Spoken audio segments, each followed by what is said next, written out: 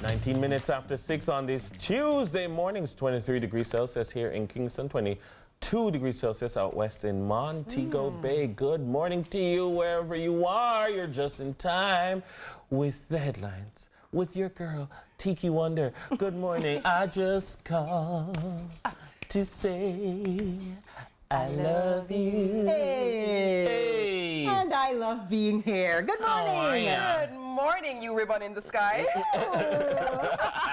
I see what you guys are doing there. I liked your Stevie Wonder mixtape. It went well. It went well. Wow, TK. Anyway, we could have just allowed our viewing audience to forget that. You know, no. TK said, this is our first headline. And great morning to you, especially YouTubers. I know you're there. I can see you in the comments. Sometimes I jump in the comments and see the convos and I would love to see it. So, you ready? Ready for the headlines? Let's do it. Are you? I'm ready. Let's do it. Daddy sound ready for real. All right, so Health Minister highlights growing opportunities in the health sector. Okay. Good news, as the world celebrated International Nurses Day yesterday, the Jamaican government showed its support for nurses. Health and Wellness Minister Dr. Christopher Tufton announced that nearly 1,500 new positions have been created in hospitals. He also acknowledged the dedication of nurses. The Nurses Association of Jamaica, in partnership with the Lasco Chin Foundation, recognized nurses' service under the theme, Our Nurses, Our Future, Caring for Nurses Strengthens Economies. The minister highlighted the government's commitment to providing more long-term positions. He also noted the opportunities in specialized areas like operating rooms, oncology, and critical care due to the migration of thousands of nurses. Dr. Tufton promised improved working conditions, and he also encouraged nurses to stay right here in Jamaica. All right. Well, it's so very important for us to create opportunities with job security for nurses.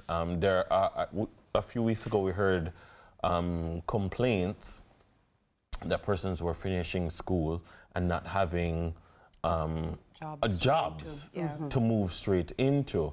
And it's not that there's not a need, it's just that in terms of on the public sector establishment, there's not the posts created so that persons can fill them and they be gainfully employed in those spaces. So I think that is a good move. There are some institutions that might need those 1,500 more than others, so some might get 2 and some might get 4 or 6, you know, because and some might get 500. Exactly. So there's some spaces that really need the help. As we were saying yesterday, if you ever go to an A&E or ever go to a facility that is short, and the struggle that the nurses are under, you know, because they are the first line. Correct. They feel it, the patients feel it, the public feels it. So definitely. The health sector, and I will say this unequivocally, the health sector would not function without nurses. It actually cannot function. It is impossible. And so they are, I would say, the pillars upon which the health system stands. And obviously, you know, the doctors do what they do, and we can't operate without our doctors either. We can't function without them, but the nurses are the pillars. And so when initiatives like these happen, when conversations like these happen, and as Dennis said, job security is presented in any industry, it bolsters an industry, and we need this industry to be bolstered. We need them. And we must appreciate the fact that we are operating in an era of globalization. There has always been migration, but the labor market is not Jamaica. The labor market is the world. Correct. And there's demand and supply for labor, and we speak reasonably good English. We have excellent training facilities. Correct. So we're well prepared, and maybe it's a thing that we have to prepare people, and we say, look here, there's an opportunity in Westmoreland, but we acknowledge that there's also an opportunity in New York, right? And we need to put in place the systems in order for us to make the most of all the opportunities. It's funny you said that. I was going to say, because one thing that nurses are needed globally. You know, it's not a Jamaica need, but everywhere else is saturated. And so there are opportunities elsewhere, like you were saying. So to see that we're creating and putting things in place so people can stay right here, I think it's also a great move. For sure. Great move. All right, so next up, fitness and registration changes take effect July 1. Starting July 1, 2025, new changes to Jamaica's motor vehicle registration and fitness certification processes will take effect. Minister Darrell Vaz announced these changes at the Jamaica Auto Show 2025. Brand new vehicles will receive a 5-year fitness certificate, while vehicles under 10 years old will get a 3-year certificate. Now, older vehicles still need annual renewals, right? So motorists will also have the option for 2-year vehicle registration. The new system will be entirely electronic, eliminating physical documents. Motorists will receive notifications and access their documents online. Businesses will also have access to the portal for easy verification. Minister Vaz emphasized that the digital shift will save costs and increase convenience for citizens. Let me just tell you, I don't know if you hear it. You guys hear that? You don't hear it? There's a massive round of applause happening right now because I don't know a single citizen in this country who is not going to welcome this change. I'm telling you. Holy macaroni. Man, first of all, one of my biggest things is if you have a brand new vehicle, obviously the vehicle fits. Yeah. Come on, man. Right? So I love the adjustment of not having to do a renewal annually for a brand new vehicle. So 5 years on a brand new vehicle, whoa. Fair enough. Every 2 years on a vehicle under 10 years old. So obviously that will fall within the 5 to 10 bracket, I assume. And then it makes sense that a vehicle older than 10 years, you have to ensure that it is fit for purpose. That makes perfect sense to me. However, the digital.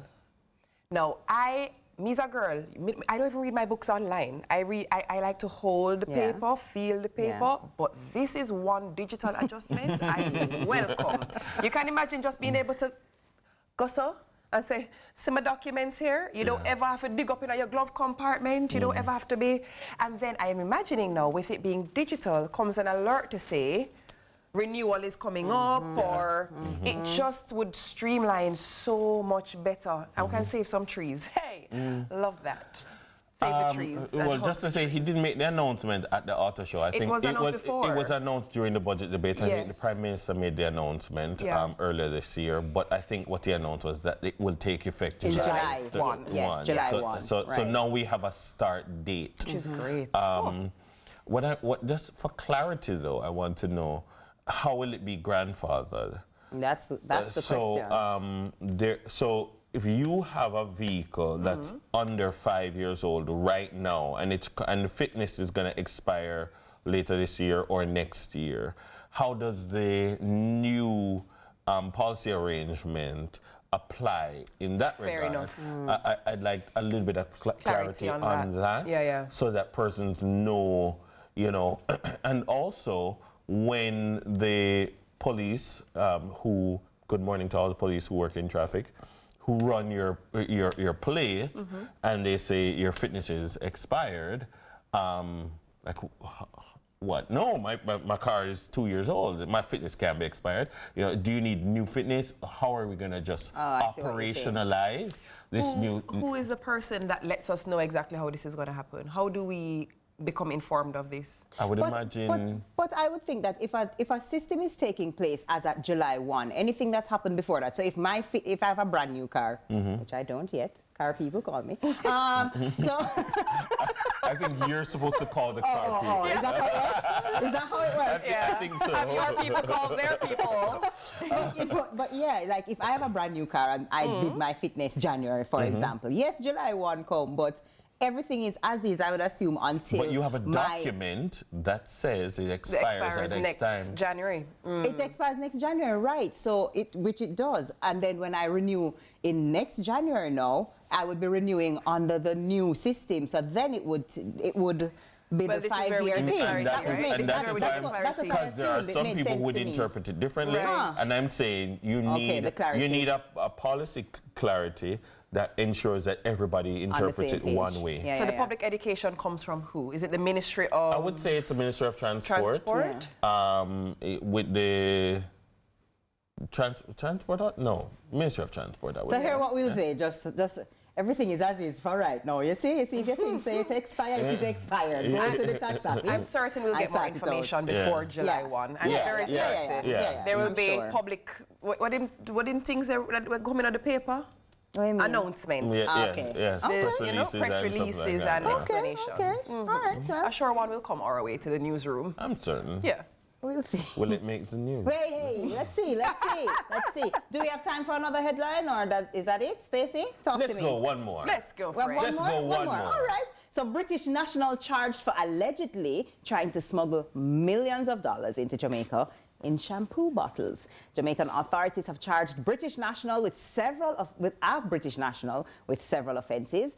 Trevor White, a 42-year-old musician and businessman, was allegedly caught attempting to enter the country with over 130,000 US dollars, or equivalent to 20 million Jamaican dollars, hidden in bottles labeled Head and Shoulders anti-dandruff shampoo and conditioner. The Financial Investigations Division stated that White faces charges including possession of criminal property, cross-border movement of funds, and attempted bribery. Okay, so I thought we use allegedly hard. Was he caught doing it or not? Hey, until, was he caught with money in his Have you heard of lawsuits, Dennis? It's alleged. It's alleged that. He was allegedly shot. No, he was shot. Hey. He was very shot. Like, we use allegedly sometimes to be fool. Protection. Overprotection. Protection. I'm allegedly protecting myself, allegedly. I'm just saying. I'm allegedly. TK didn't say it. TK said allegedly. Allegedly. All right. He's being charged with. He's allegedly charged, or is he charged? Dennis, stop stressing me out, no, man. I don't write the news, okay? I just read it, okay? Just leave me alone. So the point is, he was allegedly caught.